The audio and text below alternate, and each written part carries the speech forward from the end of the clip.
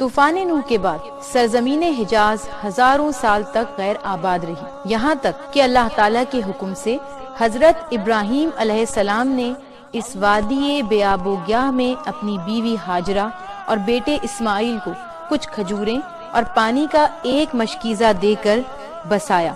جب وہ انہیں چھوڑ کر واپس جانے لگے تو حضرت ہاجرہ نے پوچھا، آپ ہمیں اس لک و دک وادی میں جہاں نہ سبزہ ہے نہ پانی کیوں چھوڑ کر جا رہے ہیں؟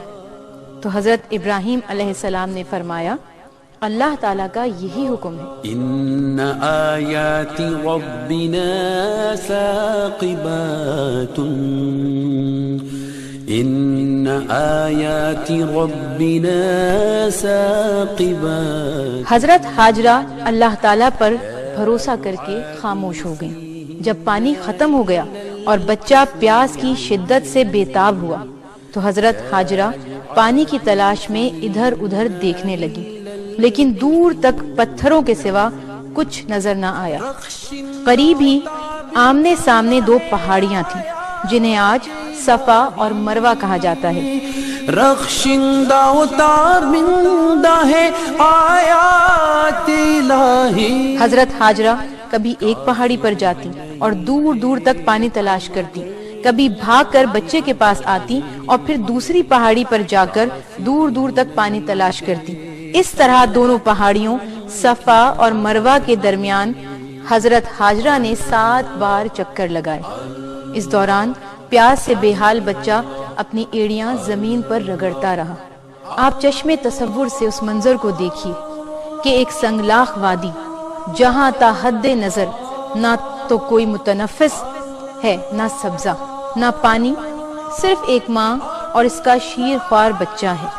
پانی کی ایک بوند پاس نہیں ہے، دونوں شدت پیاس سے بےتاب اور بے قرار ہیں۔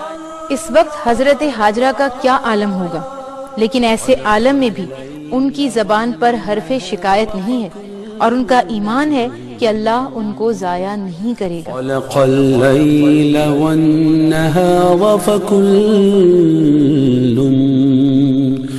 مستبین حما به مقدور۔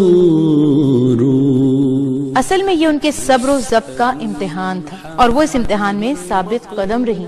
7ویں چکر پر جب وہ بچے کے پاس پہنچی تو یہ دیکھ کر سخت حیران ہوئی کہ بچے کی ایڑیوں کے پاس قدرت الہی سے پانی ابل رہا ہے۔ روایت ہے کہ اللہ تعالیٰ نے حضرت جبرائیل علیہ السلام کو بھیجا، انہوں نے زمین پر اپنا پر مارا تو زمین سے پانی کا چشمہ ابل پڑا۔ کبھی آڑ مقدر کی برائی آئی۔ پانی دیکھ کر حضرت ہاجرہ نے اللہ کی جناب میں شکر کا سجدہ کیا اور بچے کو پانی پلایا، خود بھی شکم سیر ہوئے۔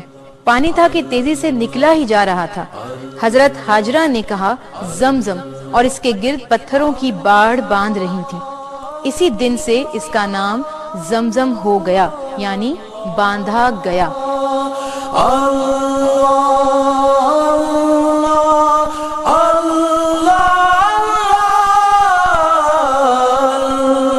اس وقت حجاز کے ریگستانوں اور سنگلاخ میدانوں میں دور تک پانی نہیں ملتا تھا۔ لوگ قافلوں کی صورت میں پانی کی تلاش میں سرگرداں پھرتے رہتے تھے۔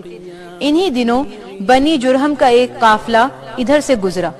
اس نے جو یہاں پانی دیکھا اور اس لک و دک اور ویران وادی میں ایک عورت اور ایک بچے کی طرف نظر کی تو انہیں سخت تعجب ہوا، کیونکہ ہزاروں سال سے یہ وادی بے آب و گیاہ تھی۔ اللہ کو منظور ہے بس دین حنیفی، اللہ کو۔ حضرت ہاجرہ سے اجازت لے کر اس قافلے نے وہیں پڑاؤ ڈال دیا اور بود و باش اختیار کر لی۔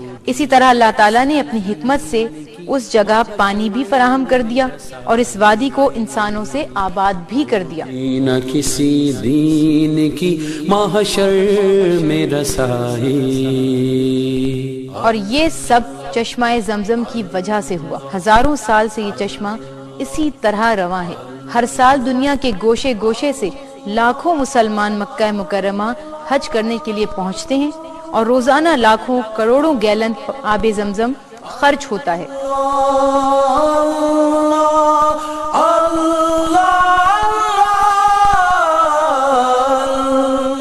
حیران ہے کہ آخر یہ پانی کہاں سے آ رہا ہے، اس کے سوتے کہاں ہیں۔ دنیا کا کوئی بھی پانی چند دنوں اگر ایک جگہ ٹھہرا رہے یا کسی برتن میں رکھ لیا جائے تو خراب ہو جاتا ہے، لیکن آب زمزم کا یہ اعجاز ہے کہ کبھی خراب نہیں ہوتا، جسمانی اور روحانی بیماریوں کے لیے شفا ہے۔